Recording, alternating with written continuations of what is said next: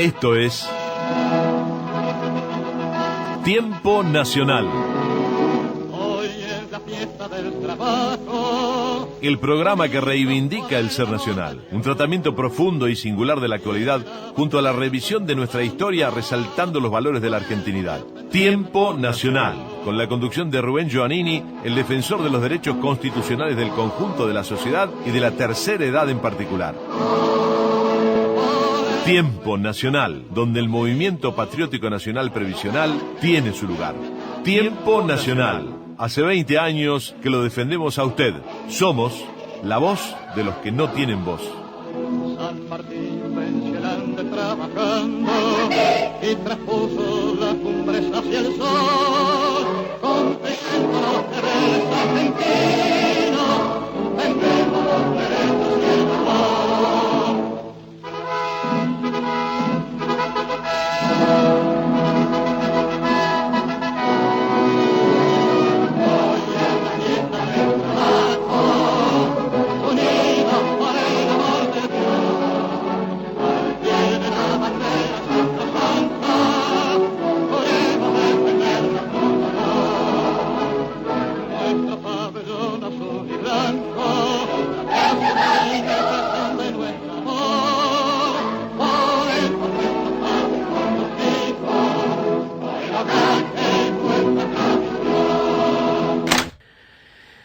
Para crear las condiciones que dieran ocupación plena y remuneraciones a los obreros, para lo cual hay que organizar la explotación al máximo de nuestra riqueza. Pero con criterio directivo fundamentalmente nacional, la reforma constitucional de 1949 estatizó el manejo del Banco Central, de modo que el crédito y por ende la moneda sirviera a tal fin. Con esta estatización del Banco Central, entonces el ahorro del pueblo argentino debería servir para crear fuentes de trabajo para los argentinos y para la industrialización integral del país. La reforma constitucional de 1949 estableció en su artículo 40 la absoluta prohibición de conceder a particulares la explotación de los servicios públicos esenciales, como es la del abastecimiento de energía eléctrica, y mandaba a retrotraer el patrimonio público, los que estuvieran en manos de empresas particulares.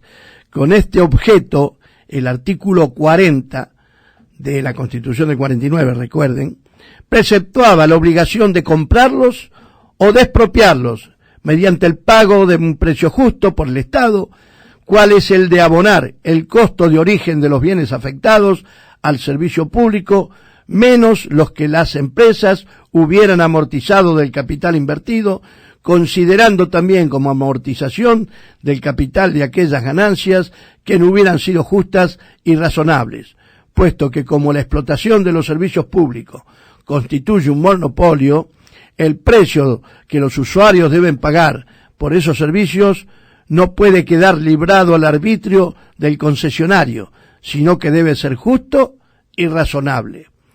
De manera que todo cuanto la empresa concesionarias hubieran cobrado excediéndose de este criterio de racionalidad y de justicia, constituye una expoliación al pueblo argentino, una violación flagrante de su obligación fundamental contraída en el acto de encargarse de la prestación del servicio, y es por ello que aquellas ganancias espurias deben volver al patrimonio del pueblo en el momento de pagarse su expropiación. ¿Qué tiene que ver esto de la Constitución del 49 con el cambalache que hizo Kicillof, Cristina, con la recuperación de una empresa vaciada, donde se habían llevado todo el petróleo que estaba de reserva, y que encima de eso hubo que pagar las deudas contraídas, y encima de eso hay que buscar ahora el petróleo, y encima de eso hubo que pagarle ante el CIADI 9.000 millones de dólares cuando dijeron que la habían recuperado gratis. ¿Se dan cuenta por qué el artículo 40 de la Constitución Nacional preservaba y protegía los intereses del pueblo, de la nación argentina? Analicen cómo se compraron los ferrocarriles argentinos, y analicen cómo se compró o se recompró YPF, si se investigó cómo la vaciaron, si cumplieron con el contrato de concesión Repsol. No se hizo nada, se expropió de guapo y así no fue. Lo ha hecho impidiendo que, decía, pues bien, para poner en claro los motivos por los cuales se derogó el decreto del Poder Ejecutivo, una reforma constitucional sancionada legalmente y prácticamente plebiscitada por la mayoría del pueblo argentino, y cuáles son los verdaderos móviles de la reforma que ahora se pretende consumar a espaldas del pueblo, debemos recordar el modo con que nuestra metrópoli económica ha conseguido dominarnos durante más de un siglo. Lo ha hecho impidiendo que nos industrialicemos. ¿Se dan cuenta por qué? Era fundamental eliminar de la Constitución del 49 con la reforma esos artículos, porque esos artículos nos desindustrializaron después de la muerte de Perón, porque mientras Perón vivió no pudieron hacerlo, porque había un líder, un conductor, alguien que protegía al pueblo argentino.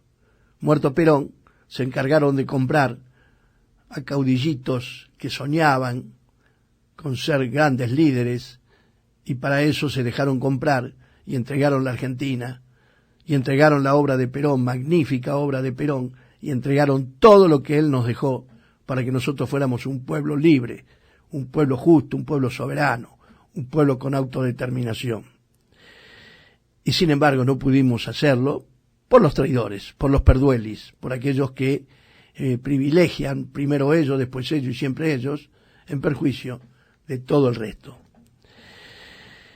Lo ha hecho impidiendo que nos industrialicemos, obligándonos a ser el sector pastoril de su universo económico. ¿Les suena esto, lo que está pasando hoy? ¿Les suena esto? Nosotros tenemos que ser el sector pastoril, porque ellos nos necesitan que lo abastezcamos de materia prima. La industrialización no pasa por nosotros, porque nosotros el lucro cesante no le agregamos a lo que exportamos. Ni siquiera tenemos marina mercante para ahorrarnos los fletes. Ni siquiera tenemos un Instituto Nacional de Reaseguro que se encargó de quebrar a Alberto Fernández junto con Menem para que podamos hacer los seguros. Nos han descuartizado como nación. Lo han hecho impidiendo que nos industrialicemos, obligándonos al sector pastoril de su universo económico, compradores obligados, porque ahí viene, cuando nosotros compramos, viene el lucro cesante, los trabajadores de ellos tienen trabajo, los nuestros no. Y si lo tienen que ir al campo. Dentro de ese universo de sus productos industriales y combustibles. Para ello nos tomó primeramente el manejo de nuestro crédito y de nuestra moneda, de modo que pudiese dirigir de acuerdo con su conveniencia nuestra vida económica. Concordantemente nos impuso un maltusianismo energético, impidiendo que en el pasado la explotación de nuestro carbón, la de nuestro petróleo, en el presente, y si la dejáramos, la de nuestro material nuclear en el futuro. Nos tomó también la distribución de la energía eléctrica en nuestras grandes zonas industriales, Buenos Aires, Rosario, para controlar de esa manera, frenando y encauzando de acuerdo a sus conveniencias, el natural crecimiento industrial del país. ¿Se da cuenta por qué es importante que esas empresas siguiesen en manos del Estado, pero con un gobierno que, por supuesto, cuidara los intereses de la nación y protegiera a través de una planificación coherente, a través de un proyecto de nación, todos esos intereses para lograr los objetivos propuestos en esos planes? Los salarios miserables tendientes a imponer un bajo consumo al pueblo y abaratar el costo de producción de nuestras mercancías agropecuarias cerraban el lazo. en beneficio de nuestra metrópoli, pues, y al precio de tener sumidos en la miseria a los trabajadores argentinos, se bajaban los costos de producción y se aumentaban los saldos exportables de esas mercancías. Ustedes tengan en cuenta que en la Argentina nosotros producimos en estos momentos para alimentar alimentos para más de 500 millones de personas. Y en la Argentina somos 40 millones y hay muchos que han muerto de hambre. Chicos, ancianos, y también podemos decir que la tercera parte de la población está en la pobreza, en un país donde está todo por hacerse y tenemos alimentos, producimos para 500 millones de personas. ¿Cómo es posible que haya millones de personas que pasen hambre en la Argentina? Esto no lo dice él, lo estoy diciendo yo, ¿no? Por supuesto. Ahora se ve con claridad que el plan Prebisch, que constituye la carta magna de la llamada Revolución Libertadora, es el programa de nuestra metrópoli para reponer a la República Argentina al antiguo estado de cosas. Nuestra moneda y nuestro crédito vuelven a ser manejados de acuerdo con las conveniencias de nuestra metrópoli, para lo cual se retorna al Banco Central de Sir Otto Niemeyer, y a nuestra metrópoli le urge, entonces, abatir con vicios de legalidad la parte de la reforma constitucional de 1949 que estatiza de modo absoluto el manejo del Banco Central y que prohíbe la intervención de los intereses privados en ese manejo. El holding Sofina, la mayoría de cuyas acciones controla el banco Lazard Brothers, banco de la Royal Dutch, del Trust que nos abastece de petróleo a cambio de las carnes, que malvendemos a nuestra metrópoli, el holding Sofina decía va a hacerse renovar la concesión para el abastecimiento de la energía eléctrica de Buenos Aires y del Gran Buenos Aires, mas antes quiera, claro está, que una convención constituyente ratifique el decreto del Poder Ejecutivo que derogó el artículo 40 de la Constitución Nacional. Vale decir, que busca con tal medida que dicha derogación se encuentra bajo apariencia jurídica.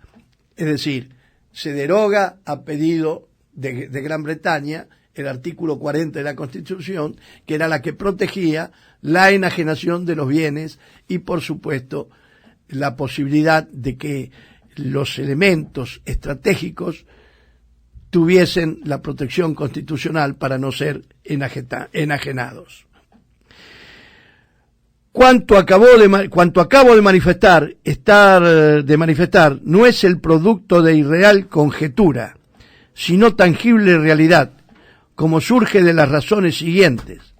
Si el gobierno provisional ahoga por decreto una reforma constitucional y pone seguidamente en vigor textos que han sido derogados legalmente, ¿por qué no modifica dichos textos utilizando igual procedimiento? Podría hacerlo desde el momento en que se arroga competencia para lo más. Podría también arrogársela para lo menos, pues si quiere que las reformas emerjan de la voluntad popular, ¿por qué no llamó elecciones para reformar la Constitución Nacional tomando como base el texto de 1949? Entonces sí, el pueblo habría tenido la oportunidad de decidir si quería o no la abrogación de la reforma constitucional del 49, pero eso no podía ocurrir de este modo porque lo que Sofina quiere, repetimos, es la derogación del artículo 40, realizadas con viso de legalidad para encubrir de esta manera la monstruosidad jurídica que significa derogar preceptos constitucionales por decreto de un poder ejecutivo de facto. Tampoco quiere brindar la oportunidad al pueblo para que exprese su voluntad a favor o en contra del artículo 40, pues no lograría, lo sabe, la derogación buscada. De aquí que primero se abrogue por decreto la reforma constitucional del 1949 y después se convoque a elecciones para elegir los miembros de la Asamblea Constituyente, que debe reformar la Constitución de 1853. Es decir, se le hace optar al pueblo por la inalterabilidad de esta Constitución o por su reforma en aspectos formales, dejando intocado su espíritu individualista a ultranza que sirvió para el dominio de las metrópolis durante muchos años a los argentinos. Es de recordar que nuestra metrópoli hizo lo mismo durante aquel periodo nefasto de la historia argentina, que un gran periodista de nuestra patria llamó la década infame. En ese entonces los grandes intereses foráneos, a que venimos aludiendo, obligaron a levantar la abstención revolucionaria en que estaba el Partido Radical para que no pudiera achacarse siquiera un adarme de ilegalidad a la ley que creaba el Banco Central de Sir Otto Niemeyer, ni a la ordenanza que prorrogaba la concesión a favor de Sofina, para que ninguna de ambas resoluciones corrieran el riesgo de ser derogadas por vía revolucionaria. En aquel entonces también, tal como se proyecta repetir en el presente, el fraude dio la mayoría electoral a los políticos que consciente o inconscientemente servían los intereses de nuestra metrópoli. Pues dicho sea de la verdad, en la República Argentina el fraude no es instrumento de políticos concupiscentes de poder, sino una táctica imperialista para imponer al pueblo argentino su coyunda. Porque nosotros sabemos muy bien que cuando el pueblo ejerce su soberanía política con plenitud, ningún gobernante puede dar soluciones antipopulares, es decir, antinacionales. En consecuencia, es menester que el pueblo argentino sepa que la reforma constitucional que pretende engendrarse a sus espaldas tiene los objetivos que enseguida enumero. Primero, el de dar visos de legalidad por medio de una ratificación explícita o implícita que cumpliría la Convención Constituyente al poner como base de su labor la reforma parcial de la Constitución de 1853 en la derogación de la reforma constitucional de 1949 para que precisamente quede sin efecto, con todas las apariencias de legalidad, la estatización del Banco Central y el artículo 40. Segundo, el establecer un gobierno maniatado, carente de las atribuciones esenciales indispensables para intervenir en la vida económica de la sociedad, tal como es preciso que ocurra en nuestra época, para que dichas atribuciones pasen a ser patrimonio de un poder legislativo integrado con miembros elegidos por medio de un trasnochado sistema electoral proporcional, que solamente hará posible la obtención de mayorías circunstanciales e inconsistentes con la que no se puede ejercer funciones fundamentalmente de gobierno, y entonces quedará como efectivo poder de gobierno el Banco Central, que será el manejador de nuestra economía y respecto del cual nada tendría que ser el gobierno político. Este Banco Central estará integrado con representantes de intereses particulares, intereses y representantes regidos a su vez por nuestra secular metrópoli. Quiero recordarles que todos los presidentes del Banco Central recorran quienes fueron, entre ellos Domingo Felipe Cavallo, quien fue el que le cargó sobre el pueblo argentino 17.500 millones de dólares siendo presidente del banco al pueblo argentino, con deuda contraída por sus amigos los empresarios, que nunca pagaron y que el pueblo argentino todavía la está pagando con su miseria, con su hambre, con su falta de salud, con su falta de educación y con todos aquellos que carecemos, que es la deuda interna que tienen con nuestro pueblo. Ese es uno. Tenemos a Roque Fernández, tenemos a Machinea, tenemos un montón que siempre son los mismos y se van repitiendo como ministros, mismo el ministro actual de Economía, Prat-Gay, voy a dar nombre, en el año que le tocó actuar como presidente del Banco Central, encubrió la fuga de 26.000 millones de dólares que se llevaron los bancos al exterior. Por esto está siendo procesado el IBEN Sin embargo, puede ser ministro de Economía de un gobierno democrático y sin ningún problema. En suma, lo que quiere es crear una apropiada estructura jurídica para que el plan Previs pueda deslizarse sin tropiezos. Y ello es así porque semejante plan económico que pretende retrotraer a la República Argentina a su anterior situación colonial no puede conciliarse absolutamente con la reforma constitucional de 1949, que instituye una política defensiva de los derechos del pueblo y de la economía nacional. Una de ambas debe regir la suerte del país. Por consiguiente, si se consuma la proyectada reforma constitucional, volverían al hambre y a la desocupación, a enseñorearse en la clase trabajadora argentina y se aniquilaría la industria nacional. Mire si estaba previendo lo que pasó después de muchos años, cómo lograron el objetivo, ¿no? El pueblo argentino debe entonces impedir por el medio más factible y eficaz que tenga a su alcance que dicha Asamblea Constituyente realice semejantes propósitos. Es pues con toda propiedad que repito ahora en las palabras con que clausuré la Convención Constituyente de 1949.